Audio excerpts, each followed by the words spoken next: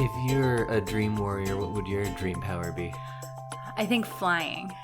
Why? Because then you can just like fly around in your dream and go to places. Well, yeah, I get the appeal of flying, but why would that be your dream power? Like, why? What about you makes you a flying person? Oh, I don't know. Does it have to be something associated with you? Well, I think that's how it is in the movie. Oh, I don't know about the gymnastics though. Yeah, it just kind of seems like... She's always flipping away from her troubles. Oh. Yeah. What about you? What would be your dream power? Well, last night I had a dream where I rescued a kitten from a pool and gave it CPR and it came back to life. So I think my CPR? power would be kitten CPR. Or like kitten revival. Kitten revival? Or protector of kittens. Kitten revival sounds like a Broadway show that they're bringing back. Oh yeah, Called Kittens.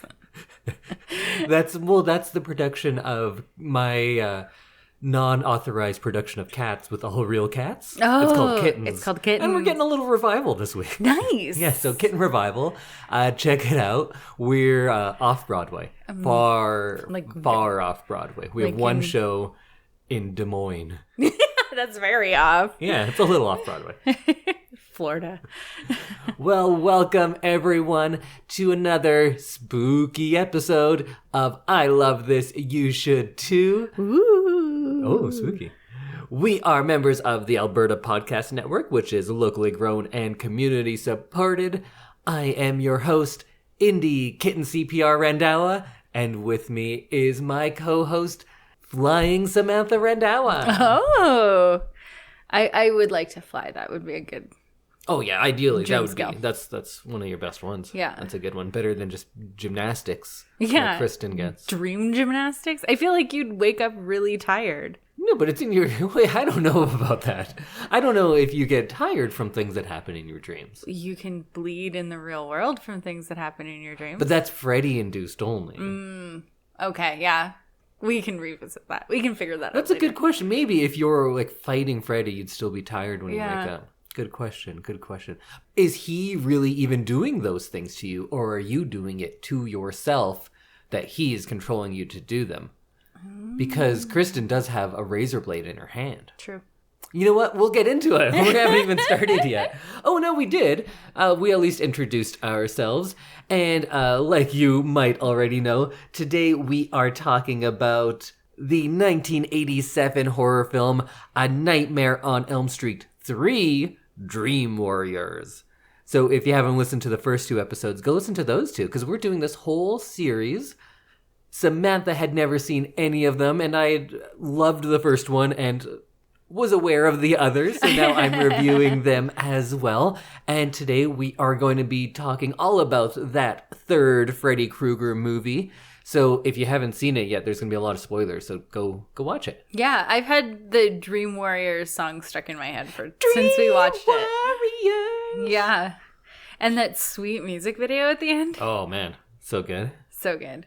Well, we already know Sam kind of likes it, but we'll get into everything in just a moment. But first, let's thank our first sponsor, because this episode of I Love This, You Should Too is brought to you by Alberta Blue Cross. Even if you're a busy business owner with more meetings than hours in a day, you can be calm and collected when your group benefit plan is taken care of by Alberta Blue Cross. Your employees can manage their own health, dental, life, and disability coverage online, anytime, on any device. To learn more and explore your options, head to Alberta Blue Cross at ab.bluecross.ca. All right, well, let's get into it. Samantha, your first time through, what did you think of A Nightmare on Elm Street 3, Dream Warriors? I liked it much better than the second one. Mm-hmm. It was super fun. Yep. This one seemed to go back to the original kind of equation. And I'd say I loved it. You loved it? Yeah, it was fun. Wow. Yeah. Did you love the first one? I think with the addition of this one, I think I do. Do you like, you know what, at the end, so now that we're at 3, maybe at the end of every episode, we'll rank our Elm Streets. Okay. But I know oftentimes your you get swayed throughout the Yeah, conversation. true. So we want to save it to It's the end. Yeah, exactly. So I liked this one. It was fun to see a young Larry Fishburne in it. Larry Fishburne. And a young Patricia Arquette. And to see Nancy come back. Yeah. It was a fun time. It was. I think 1 is definitely my favorite. That's the only one that I think is just a fantastic standalone movie. I think 1 is brilliant. But I really like this one. I think this one is actually more representative of the series as a whole at its best. Like 1 is actually kind of different from the rest of the series because you didn't know where it was going to go because that was meant to be a standalone. And you can't really maintain a lot of what 1 did. But part 3 is the best of what the series becomes, I think. Oh. So it's all downhill from here? Well, literally, yeah, I think it is. I don't think they're all terrible. I think there are some bad ones, but you know what? I haven't seen them in like 20 years or something. Oh, so okay. But I think 3 is such a good balance of horror and comedy, and it's these big imaginative effects, these great death scenes, elaborate sets, and it's a more fun movie than part 1. Because it's not a straight horror anymore, which 1 was. And 1 is great and my favorite for sure, but this is the best of where the series goes, I think, in those more lighthearted, fun, kind of fantasy elements as well. So I like this one a lot. So let's go through the movie, but before that, we'll have a little bit of backstory. I don't have a big, long thing like I did with part 2, because part 2 is a bad movie, but a very interesting story behind the scenes. It was very interesting. That was an interesting episode because I didn't know all of the, like, controversy behind it. Yeah. And, like, how people's lives were ruined by that movie. Right. This one seems like it's going to be a little bit more surface level. Yeah, I would agree with that. Fewer deep dives. So this one has the highest budget so far, but still $4 million. So it is a low-budget movie. It's also an independent movie because this is still New Line Cinema, the house that Freddy built. But it makes $45 million in the American box office, so it's very successful. How much did the last one make?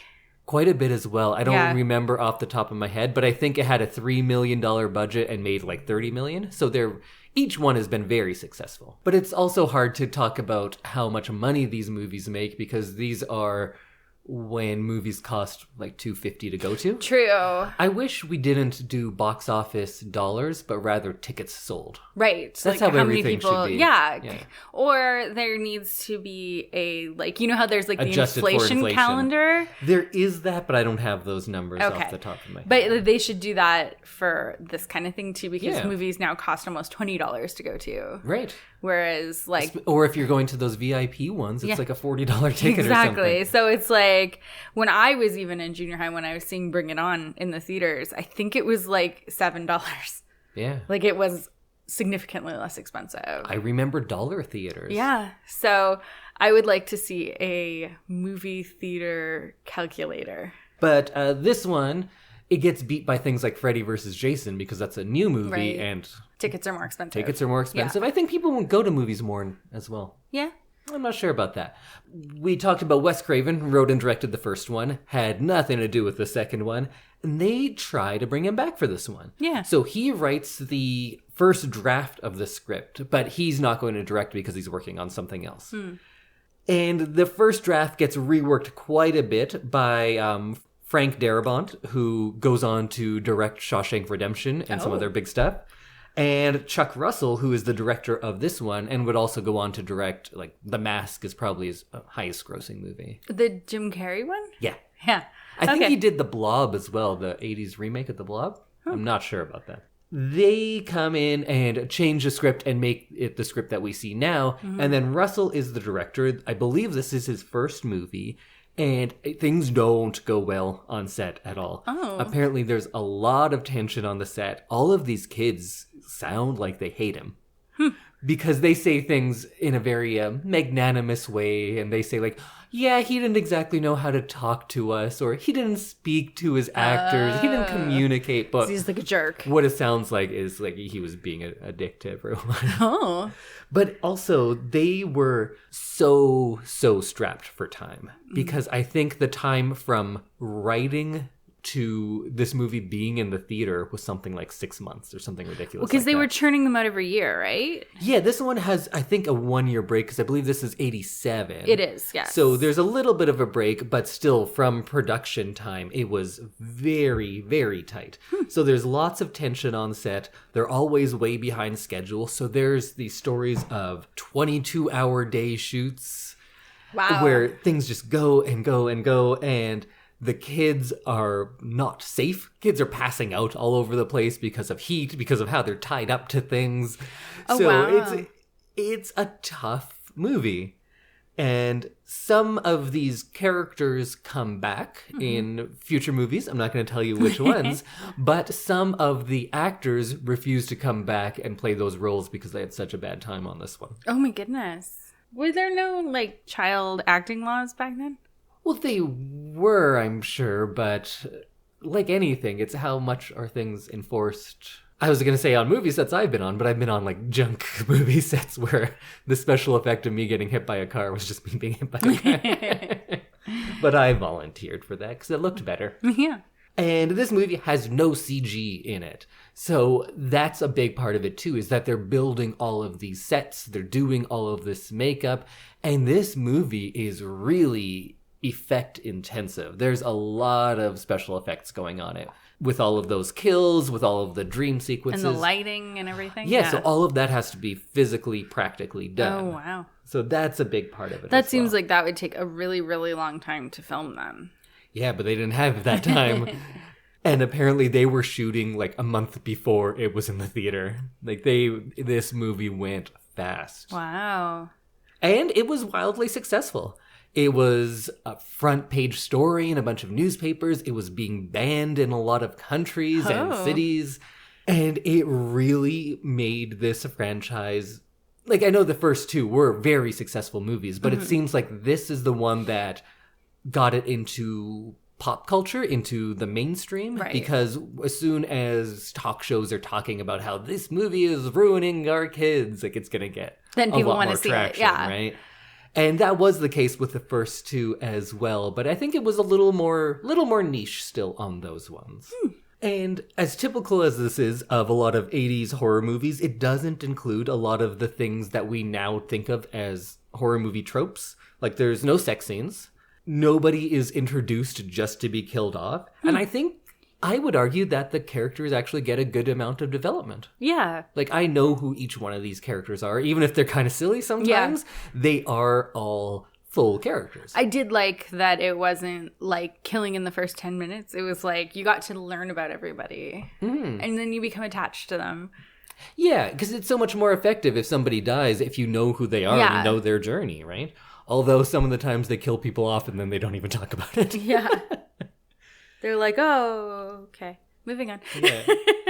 And I think this is our first nudity of the series. I think so. Was there anything in part one? I don't think so. No, there was just a lot of like short t-shirts and stuff. Yeah. Like it was suggestive. Yeah, I know Tina is very scantily clad at points, but I don't think there's any actual nudity. No, this is the first like... Oh yeah, and they were supposed to be like 16, so it's good. Yeah. Good that we didn't. Okay. Yeah, so in this one, we get our first boobs. Yeah. Yay! Boobs and a thong. Boobs and a thong. Yeah. Yeah, so we always think of horror movies to have these certain elements, and like, yeah, that's what they all do. But we're 3 movies in, and this isn't really playing out. That isn't what they all do at all. And now that we're a little bit later in the 80s, franchises start becoming a thing. And it's kind of the first time this is happening in films, at least to this extent. Like, a lot of movies had success from going from a more personal story in your first movie to going into broader, almost action-type things for the second movie, from your Alien to this one. Because number 1 was a much more internal story.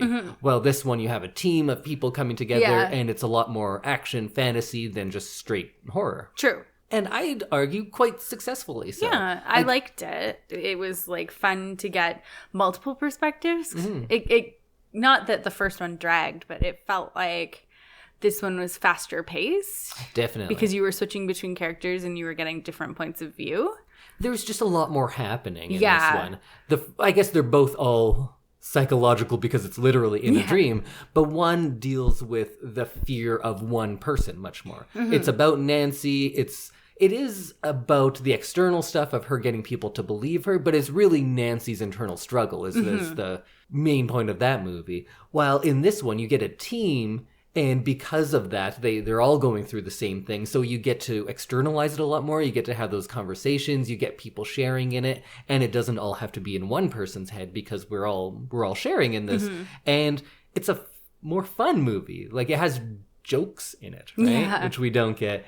And this movie is kind of the takeoff for my franchise, Nightmare Island, where I played a character named Hookface who always has, in the first movie, he has puns every time he kills someone. And it's because of this movie. That's where that comes from. And then in subsequent Nightmare Island movies, I was part 3 Freddy in part 1 Nightmare Island. And then in part 3, I'm doing a Jason Voorhees. So like everyone is based on a different horror movie. Oh, interesting. This one also, Freddy Krueger starts using the word bitch more. Yeah, he says bitch a lot. A lot. And I'm like, that's new because we definitely, he's like sassier. Yeah. Sassier and like more verbally abusive. And I would say this is peak sassiness. Not as in peak as this is as sassy as he gets, but this is the best version of it. It gets silly. Dumb. Think so, but I haven't watched this in a long time. Okay, well, we'll have to revisit that because we will in a couple of days. It was crazy to see him like using that word quite as much as he did. So I'm like, welcome to prime time, bitch. Yeah, it was like a weird he literally never said much at all in the first one, and then in the second one he talks a little bit more, but he doesn't like swear at people. I think he calls someone fucker at one point. Oh, okay, maybe. But it's still... But it's starting in part 2.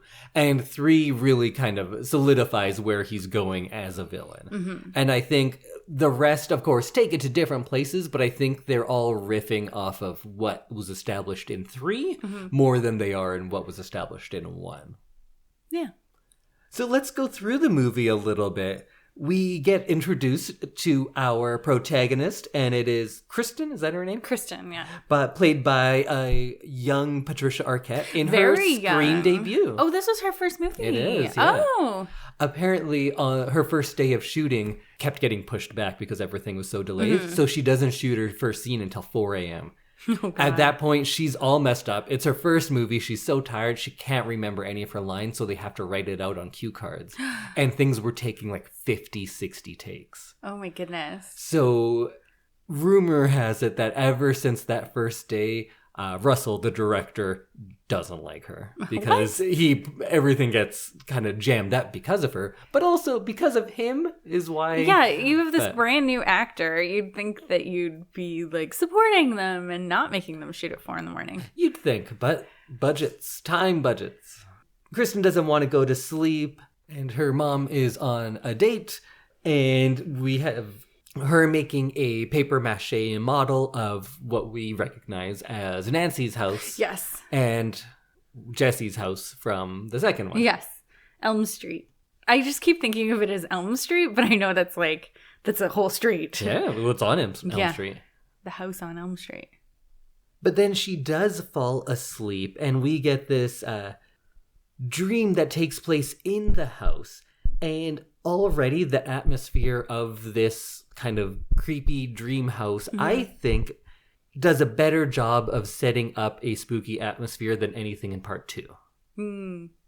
I agree. I think this was like a little bit more realistic in the dream way. Does that make any sense?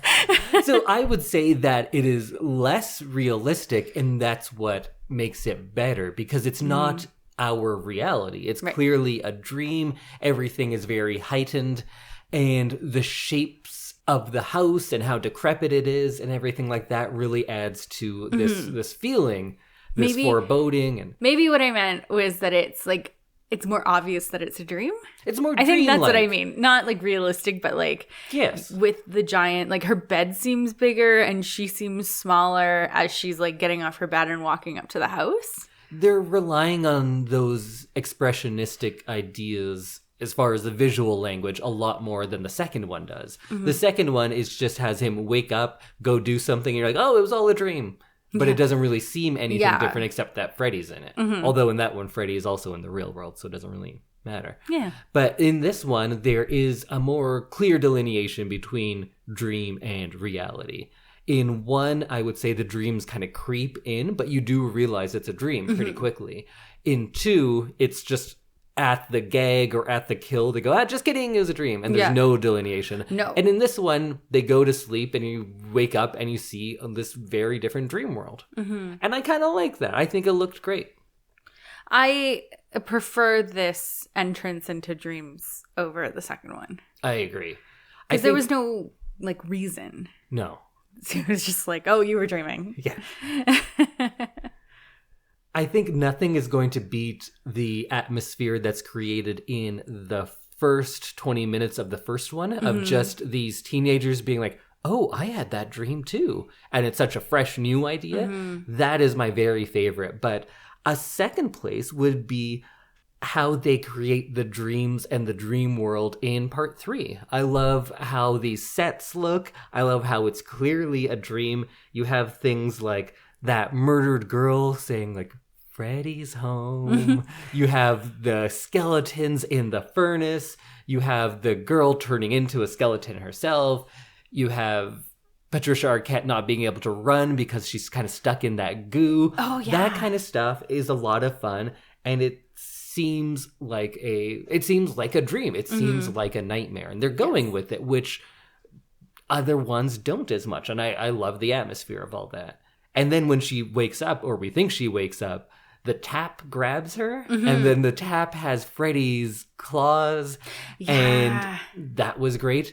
And then there's a really interesting thing, because when her mom comes in, we see Kristen, I'll stop calling her Patricia Arquette. Yeah. Kristen has a razor in her hand and has slit her wrist. Right. So Freddy in this one isn't actually reaching through, and although he does at some points too. I guess it goes both ways. Yes. But he is making her do the things that he is doing in the real world or in the dream world. Yeah, which is a little bit more believable. Yeah, it's fun. Because it's like easier to believe that he only exists in the dream world, unlike in the last one, where he kind of just existed everywhere. Yeah. And he could do anything. There were no rules in that one. 1 and 3 have a little bit of fuzziness to the rules, sure, but I feel like there are established guidelines at least. Yeah. So then we go to Weston, which is the institution that all of the kids are in, and we're introduced to a young Larry Fishburne. Which is like wild. Is this the youngest you've seen him in a movie? Yes. Oh, so you have to check out Apocalypse Now. I think he's like 16 or 17 in that. It was really interesting because like Lawrence Fishburne is like a big dude. Yeah. Or at least he appears to be. In this, he's like teenager. He's like kind of still skinny. Yeah. And I like it. It's fun. He's good. He is good. He's a good actor. Think even if I didn't know what he goes on to be, and if I hadn't seen Apocalypse Now, I'd look at this guy and be like, oh, this guy has something. He has a presence on screen already. It's very different than the presence he has later. Yes. But it's still like magnetic. You want to watch this guy. Yeah, I agree. I enjoyed his like bits with the kids.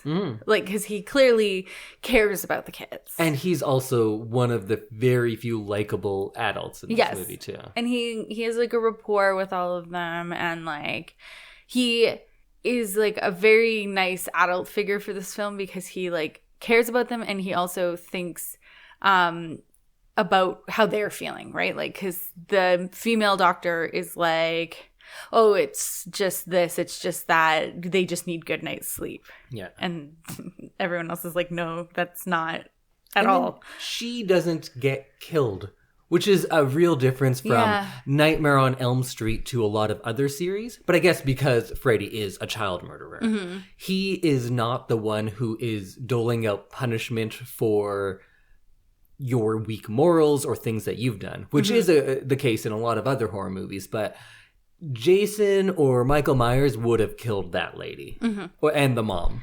Oh, yeah. Because if you're doing bad things, you die in a lot of those And the ones. mom is like having a gentleman over. Yeah. And it's like the rule in horror movies, you have sex, you die. Yeah, but I think when we go through these movies, we'll realize like, oh, all those things that we say are the rules, and we use them to like dismiss horror movies. You'll actually watch them, you're like, oh, that's not really the case. It's just a fun thing to say. Right. In some series it is, but not so much in this one.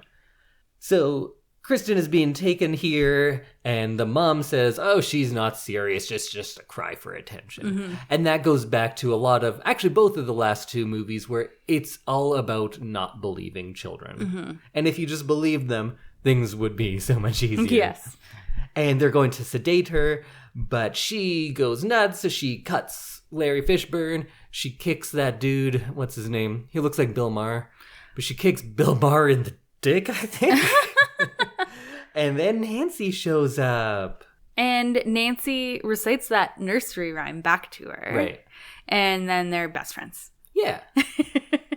There's also a mention of a story of one of the previous kids who cut off his eyelids so he wouldn't have to sleep. Yes. That's such a good little inclusion. Yeah. To like not show it, but just to know that those are the stakes in this world. And like I liked that they're saying like, oh no, this isn't the start of it. You're coming in like the middle of it. Yes. Because there have been other kids who have killed themselves because they've been trying to avoid Freddy.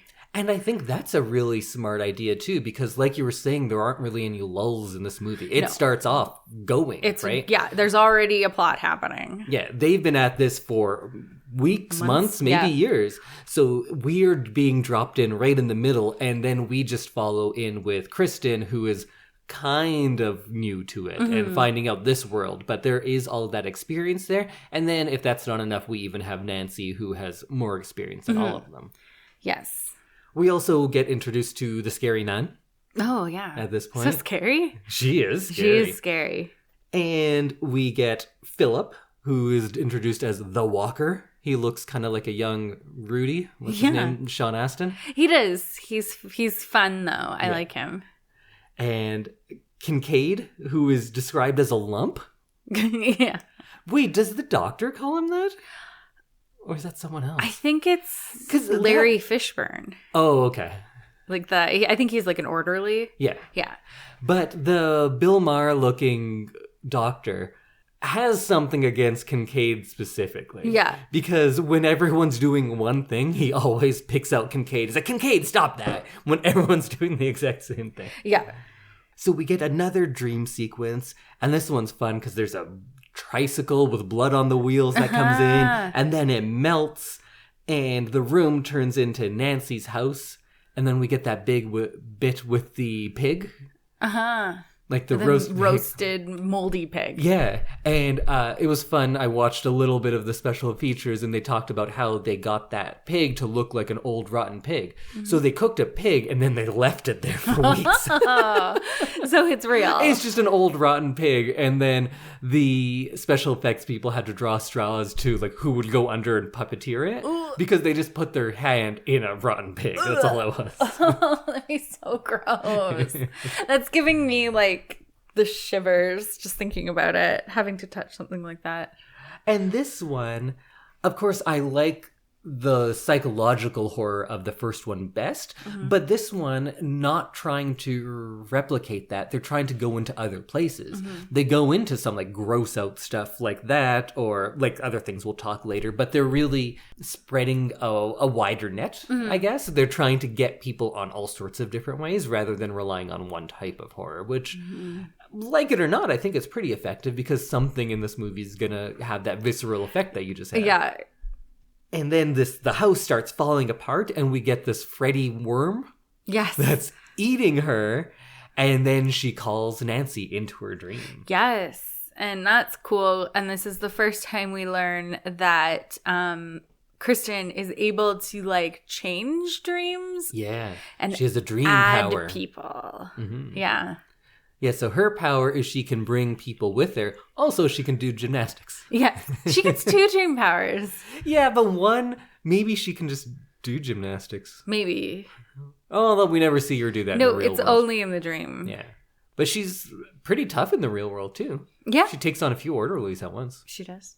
And we learn that all of the other kids are having these Freddy dreams as well. Then we have a scene at a Thai restaurant, and they make a point of saying that it's a Thai restaurant, because I feel like in 87, this was like a new thing. It's like, hey, look at this, Thai food. And Did you know there's a country over there and they eat food? It's crazy, best right? Thai food in wherever city they're in. And then he's like, well, it's the only Thai food. Springwood? Springwood? Yeah. I think that's it. But yeah, it's funny because where is Springwood? Ohio? I don't know. Did they ever say? No, I don't think we've ever gotten like a state. And I think that they probably also didn't know what Thai food is because they have like wooden chopsticks, which you probably wouldn't have at a Thai restaurant. No? Very little Thai food is eaten with chopsticks. Interesting. Yeah, only if it's like a straight up noodle dish. Most of the time, they're fork and spoon people. Interesting. They eat like I like to eat, with a fork in one hand and a spoon in the other. That's why I love Thai food, maybe. Oh. Or I think I just like those types of food, and they work Right. best with a fork and a spoon. I just love pad thai. That's great. It's always pad time. So then our next big effect was maybe my favorite, one of my favorites, where it's that marionette sequence. First, there's a marionette on the wall. It grows Freddy's head, and there's a stop motion sequence where it comes to life and is like, I don't know, being naughty. Yeah. I loved that. I thought it was kind of silly, but also really fun. Yeah. But then we get the sequence where his wrists and feet are cut open and the tendons are pulled out, and Freddy, like a giant Freddy in the sky, uses those like a marionette. Yeah. That I think was very imaginative. Like, how do you come up with that? And very well done. And I liked they switched between dream and not dream. Yes. So you could see the adults, like they don't actually see him go by, but you can see it from their perspective. If they were looking, you'd just see him. Some people do see him. Okay. And he's just like walking with his hands up. Yeah. That's all they see. So we've already established that he's a sleepwalker, so nobody thinks it's very It's odd. like he's sleepwalking. Yeah. It's Because I think Kincaid says, like, have a good walk, yeah. asshole, or something like Yeah, that. it was something funny like that. So I liked that. I liked how you can see him, like I said, in the real world, not in the dream world. And he's just kind of jerkily walking along. But then you see the dream again, and you can see his like tendons out and everything. Yeah. So I guess this actually, now that I think about it, does have more clear rules. Because Freddy isn't coming out and doing that to his body. He ends up dying because he falls off the ledge. Because Freddy makes him walk up there from, in his dream, he's being puppeteered. And we do get that superimposed giant Freddy, like, showing what it would be like. In the clouds. I thought that's great, too. That was pretty neat. It's maybe silly, but I still love it. It's fun. It was well done. Not a lot. Maybe none of this movie actually scares me. Because I don't scare very easily, which is not fun because I want to be more scared. Yeah. But I do appreciate how fun a lot of the things in this movie are. Did you get scared at any of it? No, I don't think so. But it was like a fun, spooky ride. Yeah. I'd say it's spooky. It's not scary. Yeah, I'd agree with you. Yeah. So then he ends up falling off of the big like bell tower, and everyone rules it a suicide, of course. Yes. There's just already, we're not far in, there's so many effects. Yeah. And I love it. And like these huge effects, which I find it's interesting to learn that there was no CG or anything. It's 1987. True. I think the closest thing they have is some rotoscoping at the end, which is kind of drawing on film. Oh. So then after the suicide, there's that one creepy orderly who's hitting on, what's the addict? Taryn? Yeah. He's hitting on her and saying, hey, want to get high? And she's like, no, I'm in here for recovery. Yeah. Leave me alone. She's You're like, also an adult man. Yeah, I'm teenager." clean. I don't do that. Yeah. That's kind of seems out of place in this movie. It seems very in place of other 80s franchises, and then that guy would get killed. Yes. But they probably both would, actually. But it felt out of place in this because there was no like Freddy part of it, was there? No, and I think it's just like these kids have a hard life. Yeah. They have not much escape in the real world. The adults don't believe them. They're locked up in here. And then they're also prisoners in their dreams, too, right? Oh, and then we get another character whose name I have already forgotten, but she wants to be an actress, and she has a lot of cigarette burns because her thing is that she smokes, and then she'll burn herself to keep herself awake. Jennifer, thank you. And Jennifer is staying up and watching TV, and Larry Fishburne says, hey, you gotta quit at bedtime. Yeah. But he's also a nice guy, and she says, like, you know what, my friend just died today. And I like, can't do a nightmare tonight. Yeah, give me a break. And he's like, all right, whatever. And then she's watching TV, and it's the Dick Cavett show, and Zsa Zsa Gabor is on. Dick Cavett turns into Freddy and tries to kill Zsa Zsa, which is funny. Apparently, Robert Englund said that when they were shooting that, they didn't tell Zsa Zsa. Well, they sent her a script. Right. So she knew what was she should know what was going on. She never read it. Oh. So they were just kind of ad-libbing an interview, very easy for her to do. And then he jumps out, and apparently she was very legitimately frightened because she didn't know that was going to happen. I was going to say, that was some good acting. Yeah. Apparently not actually acting. She's not the best actor. From what I know of her, I think that's true. So she sees that on TV, and then the TV sprouts a head, and it's Freddy with arms? antennae, and then has these like robot arms with the claws, and he grabs her, says, it's time for your big break on TV, but that pun wasn't enough. So then he smashes her head into it and says, welcome to prime time, bitch. Yeah. Why? Which is like, why does he need a tagline? Because that's his bit now. True. And it's going to be for better or for worse. For a while. And then they come in and find her with her head smashed through the TV, hanging like, I don't know, like 8 feet up. Oh. And they say, yeah, suicide. Like, I liked this one because you do get a shot of her after she's died, and it's like very clearly something that she wouldn't have been able to do herself. Yes, yeah. It wasn't like she stood up on a stool and then like impaled herself with glass or something and kicked the stool away. There was like literally nothing around her, and her feet are hanging, and she's like a good 1.5 feet off the ground. But by the rules of this movie, she probably did literally do it to herself in the real world. She would have had to like run and jumped her head through there or something. Yeah. Because Freddy at this point isn't moving things in the real world. He's only influencing the bodies of people who are dreaming. Right. So how would she, like, I'd like to see what they did with the sleepwalking kid. Like, see the adult view. Right. I'm going to call it adult view because it's like because they don't get the Freddy views. view. Yeah. So I'd like to see the Freddy view and the adult view. Maybe she was a real world gymnast and just kind of handspringed her way into there. Maybe. Either way, you don't think about it too much, but it's a pretty cool effect. It is. It's a very cool effect. It's different. It's different, yeah. And I think that is something that we're going to start seeing, and that is kind of a hallmark of 80s slasher movies.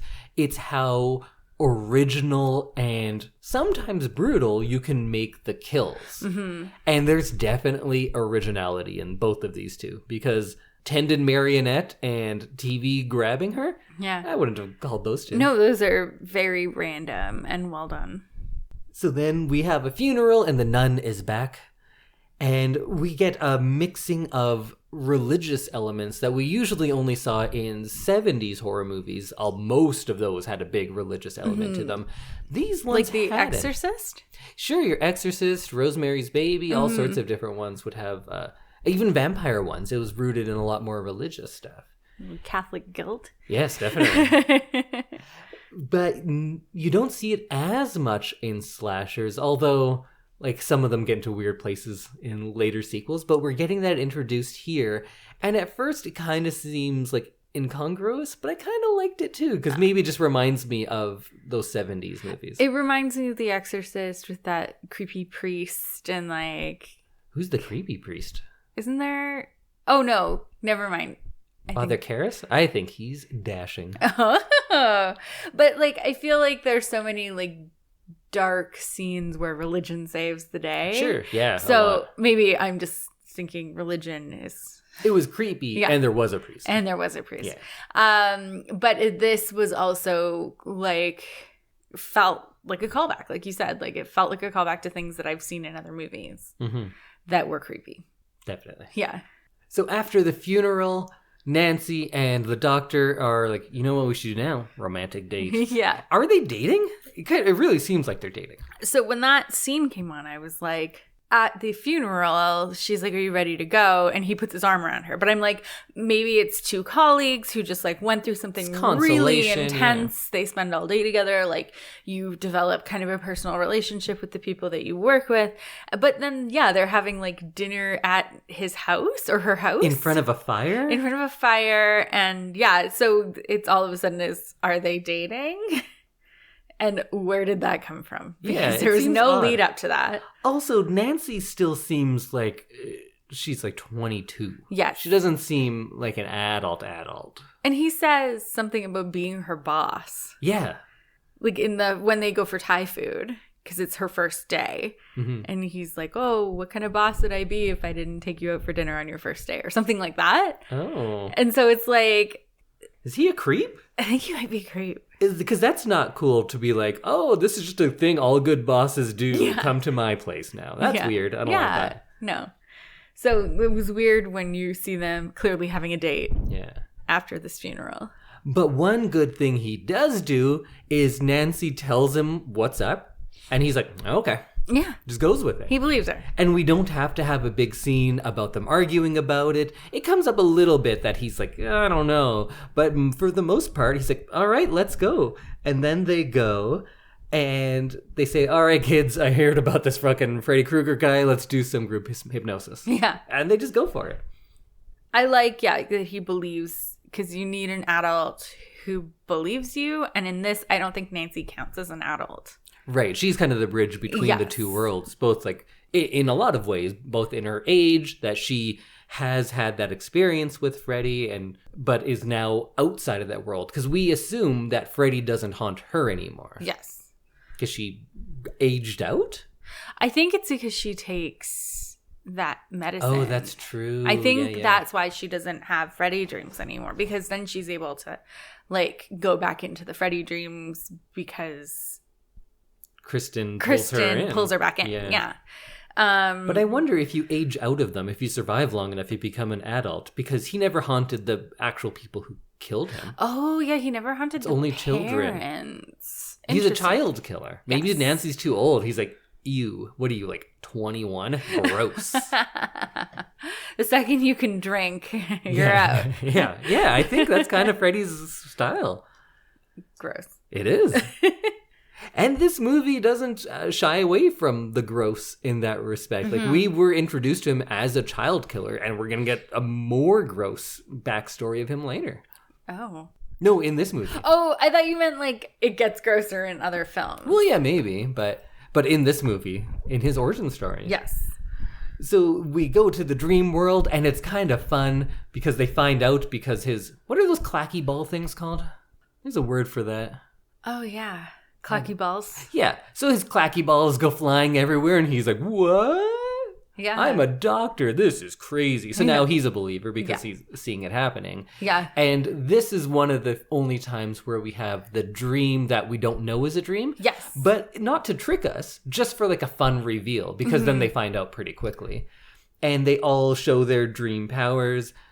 Kristen can do like cartwheels. Yeah. I guess that's good. Like backflips. Yeah. Taryn says, in my dreams, I'm beautiful and bad. Yeah. And bad to her just means having like two really short knives. Yeah. It's too bad she didn't bring like an axe or a gun. It would have helped her out a lot more. Yeah. Something bigger. Yeah, it didn't work too well later on. No, it did not. And they all show that, and it's fun. And then Kincaid says, look what I can do. And he bends a chair. And the doctor's like, whoa, Kincaid, calm down. We always He's pick like, on Kincaid. That's unnerving. Yeah. But everyone else is doing all the stuff. Yeah. But he's always angry at Kincaid. Yeah. I think he might, like, for being a on the surface super nice guy in this movie who believes people, I think he might be taking advantage of his power with Nancy. Yeah. I think he might be a little racist too. I think so. I don't know. Oh, and there's the one character who we were introduced as he had an accident, meaning he jumped off of something probably induced by Freddy, but the adults believe he tried to kill himself, and now he's in a wheelchair. And of all these like fun things, then you have him going like, in my dreams I can walk. And you're like, oh, that's harsh. That's so sad. Oh, but then again, a lot of it is because Taryn is like dealing with addiction issues too. Yeah. There is some dark stuff. They've got some dark lives, and it's nice to see them get like support, and then also the upper hand in their dream powers. And that's just a fun idea that all of these kids who are not believed are marginalized in lots of different ways. They use their dreams to kind of assert some sort of power because they don't have that in other places, especially because in their dreams is where they felt the most victimized before. So there is some like fun stuff going on in the background of this movie too. Yeah. So then there is another boy whose name I've already forgotten, but he doesn't talk anymore. And he is lured away by a sexy nurse. Yes. And then we get to see our first boobs of the series. Yes, Joey. His name's Joey. Joey. And that poor actor. Right. So he's, I don't know, like a 16-year-old kid or something. Yeah. And then he gets to / has to make out with this beautiful naked woman in front of everyone. Yeah. There's a good chance this is his first kiss. Yes. And this is how it is.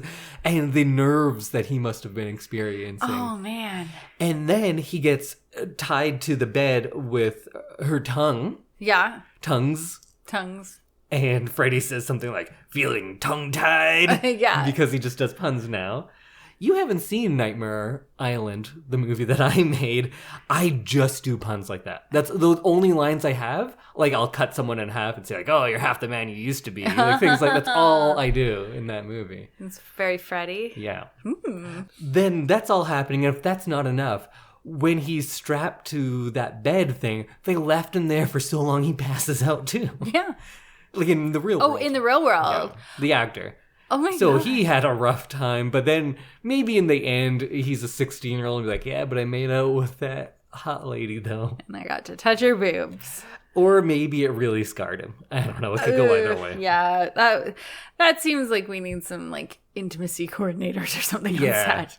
Yeah, I feel like this movie didn't have much for anything like that. And some like child welfare people to like make sure that these children aren't being exploited. Or just someone keeping track of the hours. You can't work that much. It's too much. Not even as an adult. Yeah. And you can't leave someone like tied to a bed like that because, it's bad for your circulation. But then we go back to the real world and Joey is in a coma. So he's not dead. No. And the doctor says he listens to the kids because he's like, oh, yeah, I saw some crazy things, so I believe you. Yeah. As opposed to every other adult in the world who would see all these things, often did the things that are causing this, and they're still like, nah, doesn't happen. Yeah. He's like, but you just saw it. Nope. It's not true. Never happened. Never happened. That's not possible. And the doctor then goes to that, I think it's the same bell tower, and talks to the ghost nun. And we get Sister Mary Helena. Yeah, and we get the backstory that Freddy is the bastard son of 100 maniacs. Yeah. Which is terrifying. I don't like that. No, me neither. But I guess that's good. Like, we shouldn't like things in the horror movie. We should be put off by things. Yes. And that puts me off. It is gross and terrifying. Yes. And I feel bad for that girl, Freddy's mom. That fictitious girl, yeah. Who, reveal later, is the nun. What? Yeah, so that backstory is grotesque. It's a huge backstory. It's brutal. And they introduce it so quickly. Mm-hmm. And I'm kind of glad they didn't do a flashback. Oh, God, yeah. Because I think that would have been too much. Yeah, that would have taken away from the atmosphere of this movie, which is like spooky, but it's not horrific. Yeah. as much as you can say for a movie where someone's veins and tendons are pulled out of their arm, for me to say it's not horrific, but that is a different level than this, which is kind of played fun. I know it's gross, but it's also kind of fun. Mm-hmm. And I think that is a great place for 80s horror to be. It's like kind of gross, kind of scary, but also fun. Yeah, I agree. And then on his chest, Joey's, it says, "Come and get me, bitch." Yeah. Because I guess he's still in the dream world, so he can use his body? Yeah.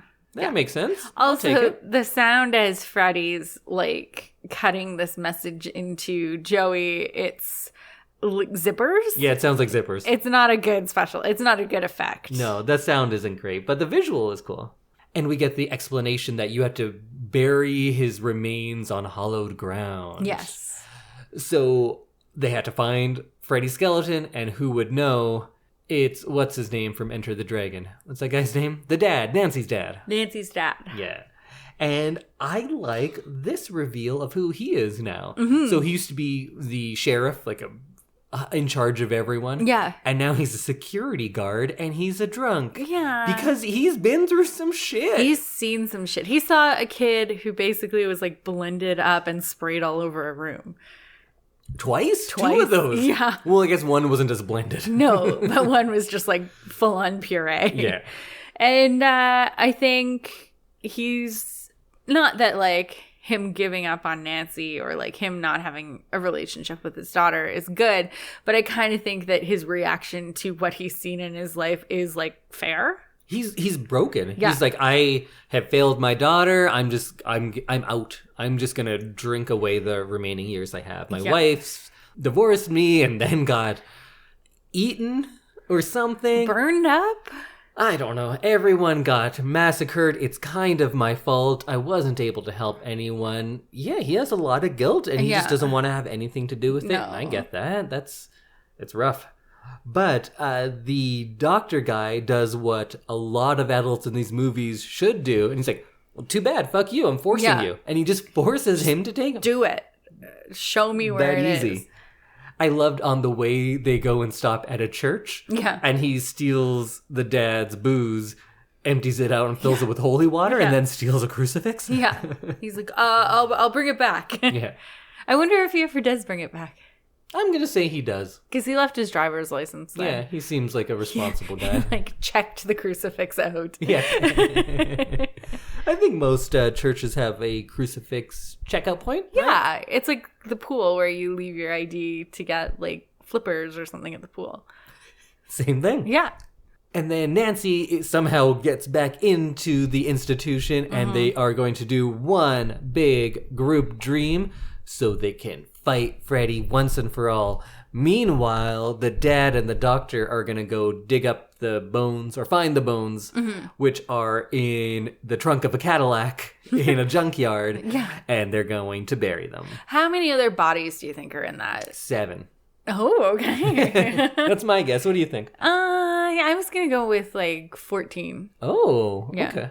It is pretty big. It seems, and there's like cars on cars on cars. So I felt like there was a lot of opportunity for people to stash bodies. That's true, yeah. So I like in this big dream sequence that each of the characters faces their biggest fear. Mm-hmm.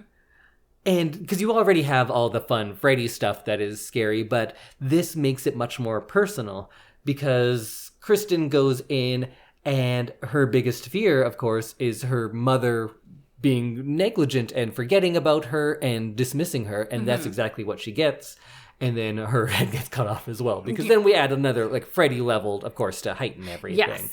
Because just having a disappointed mom isn't as scary in a movie like this. Yeah. But we all know that's truly the scariest thing. Is it? Sure. Oh, yeah, I guess. Parents I'm not being mad, disappointed I'm in just you? disappointed. Yeah, you're right. That is, like, the number one thing. And then with Taryn, her biggest fear is, I would assume, relapsing and becoming addicted again. And that manifests itself by her track marks grow little mouths. And that is one that gets me. Yeah. Like, I think you know this. You have skin. Like, gross skin grosses me out. Yeah. I have a lot of fear of, like, cuts and, like, little, not maybe cuts, but, like, if I ever had a blister, it would gross me. I don't get things like that because I'm so careful because holes in my skin gross me out. Oh, you would have hated my feet when I was a dancer. Mm-hmm. And I have tryptophobia, and this combines both of those, and it was very gross. I didn't like that at all. But it's a good scene. It is, and I like that they're like little mouths. Yeah, sick. Ugh. You look physically ill. Yeah, it was gross. And then, because her knives weren't enough to fight Freddy, of course, because they're just little tiny pocket knives, Freddy wins and says, "Let's get high." And then, instead of a claw hand, he has syringes in all of his hands and stabs them into her arms, assuming she overdoses then. Yes, and dies. Yeah, and we never hear from her again. No. Nor does anybody talk about her again. No, she's just gone. And then, what's his name? The Harry Potter one. The guy, he's in a wheelchair. Oh, Joey. And... No, not Joey. The other one, Harry Potter. Yeah. And his biggest fear is that wheelchair. So there's a giant wheelchair coming after him because his biggest fear is already come to fruition. He can't walk. But in his dreams he can, so he's very scared of this wheelchair. And then he turns into, I think he calls it a wizard master. Yeah, because he's playing what I assume is Dungeons and Dragons. Yeah, he's into that. Turns into some sort of vampire Harry Potter. And shoots some lightning or whatever, but in the end ends up losing and also dies? Yes. Never mentioned. No, only Nancy gets a funeral. Yeah, moving on. The last two people who died, not in this sequence, they got funerals. Yeah, they did. But these two, we don't even hear about them. No, we never discussed them. Even when they go to other parts of this dream house, they reconvene and they go, "Oh, where's Kincaid?" And then he comes right here. Yeah. They don't ask about these two. No. So they succumb to their greatest fears. Mm-hmm. And then we have a sequence where it's just Nancy, Kristen, and Kincaid. I think are the only three left. Yes. And there's this floating door, which is a fun, spooky thing. Mm-hmm. And of course, let's go through this spooky door. Obviously. But then Freddy leaves because he has to take care of other business. And that business is his... bones are being moved. Yeah, so he becomes a skeleton and then fights them. Yeah. And he kills the dad. Yes. The skeleton throws him onto the tail fin of a Cadillac, which impales him. Yes. Which is kind of how I'd want to go. Yeah. I love 50s Cadillacs. They're pretty sweet. I think it's interesting that the dad, who is so disturbed by everything that he's seen, meets his end with Freddy. I think that's like poetic. Yeah. I also liked where I think the Freddy skeleton starts burying the doctor. Yeah. That's pretty funny too, because like, you can bury me, I'm going to bury you. Yeah. I thought that was good. So then he has to go back to the dream world after killing the dad. And there's that really fun sequence I liked with the mirrors. That they're all walking by a mirror and they're like, oh, Freddy could be in any one of these. And then he comes out in 3 different ones and pulls people in. Yeah. Oh, we do have one other character. The one who doesn't talk. Is that Joey? That's Joey, yeah. So he's been freed from the bed now. So he discovers what his power is, and it's talking. Yes. Because in his dreams, he can talk. He screams, and all the mirrors shatter. And in a real fun shot, everyone comes flying through the mirrors back into that hallway. And I thought that was pretty cool looking. That was a cool effect that they did. And then they go, "We've won! We did it! We all win!" Yay. And Nancy's ghost dad comes to the dream world. Yeah. And he comes out like a straight up angel with like yellow glitter and stuff around him. He might as well have a halo. But... It's Freddy! It's Freddy, and Freddy dad kills Nancy with the glove. Just a straight up glove in the chest. Yeah. And it's sad because I wanted Nancy to continue because she was a good go-between for the kids. Do you think she's a good actor? No. People really love her. Oh. People say she's great, and I think she's quite bad. I like her because... I don't know. I don't know anything else, right? She's there, and I don't dislike her as a person, but I don't think she's a good actor. No, but I liked her character being the go-between. Yeah. Because it made sense. Yeah. So I'm sad that she died, But she goes out like a hero because then she takes the glove and stabs Freddy with it. Meanwhile, the doctor is sprinkling holy water on the grave that he has dug, and Freddy bursts into light and dies forever, never to return, I assume. But at the end, you see the light turn on in the model Nancy's house. Yeah, and also we've already budgeted time to do a bunch more of these movies, so we know he's coming back. But they do have a funeral for Nancy. The doctor is just like standing off in the distance. If I have a funeral where I'm the dead one, my funeral, not just you're throwing a funeral. Listeners out there, one of you just come and stand and like at a distance and just watch things. And people are like, "Oh, Indy had some shit going on. What's this all about?" Yeah, that's what I'd like. Just some people in the distance. Just wear all black and then just stand there. Yeah. And you can either be like, "Yes, it's done," or you can be all crying, whatever. Yeah. Just don't talk to anyone. Just stand far away. Make me seem real interesting. Yeah. That's what I'd like. Right at the end. Yeah. I also don't want a funeral, though. No. What do I care? I'm dead already. It's not for me. No, it's for your family. No, but they're just going to cry. You don't want that. Throw a party. Go watch a movie together. That's what I want. But not this one. Not this one? That'd be weird. Actually, yeah, you know what? Maybe this one. The third Nightmare on Elm Street. Are we watching all three? No. Just the third one. one. Oh, that was his favorite movie? No, it's not even his favorite Nightmare on Elm Street movie. But it's one of them. It's pretty good, though. It's better than you remember. That's what the bitch will be like. You know what? It's actually pretty good. Yeah. And they're doing this funeral, and everyone's sad for Nancy. 2 other people died the same day. Never mentioned them. Yeah, just Nancy. And we get one final scene with the ghost nun. We see her grave. It's revealed that it was the mom the whole time. And yeah, then there's the bit about the doctor is sleeping. He has Nancy's like good luck dream thing, which I forget where it was from. Her Malaysian doll. Oh, sure. And Kristen's paper mache house, and then the light turns on. Ooh. Ooh. And then credits, where we get to hear the great song Dream Warriors by Dokken. Dokken? I don't know. Dokken. Dokken. And this is the first Freddy song. Yeah. There will be more. Is there?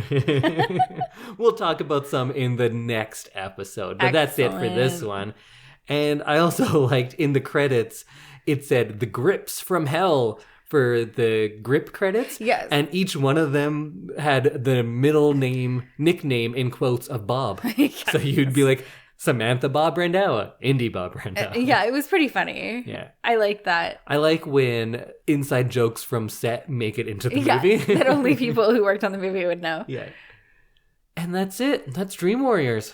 It was quite the journey. So, Samantha, final thoughts? Yes. I liked it. It was a fun ride.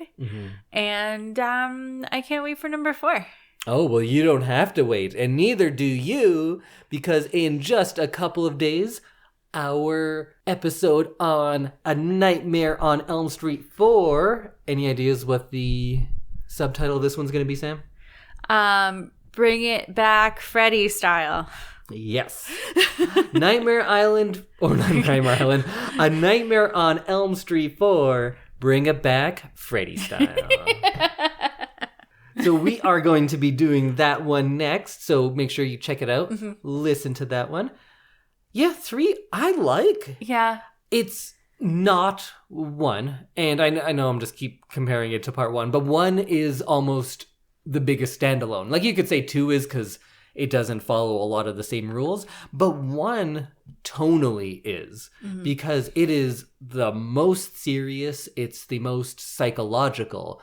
But 3 is where they start getting into this like fun fantasy horror. Yes. And I think that is probably a more sustainable idea to take through multiple movies because you can't really recreate part 1 without just remaking part 1. It's hard to do new takes on a personal haunting. Yeah. While this, when you're opening it up to fantasy elements to action elements to this bending of reality, you have so many more options of where you can go, especially when we start getting into all of these different powers that Freddy has, the backstory, how you can defeat him.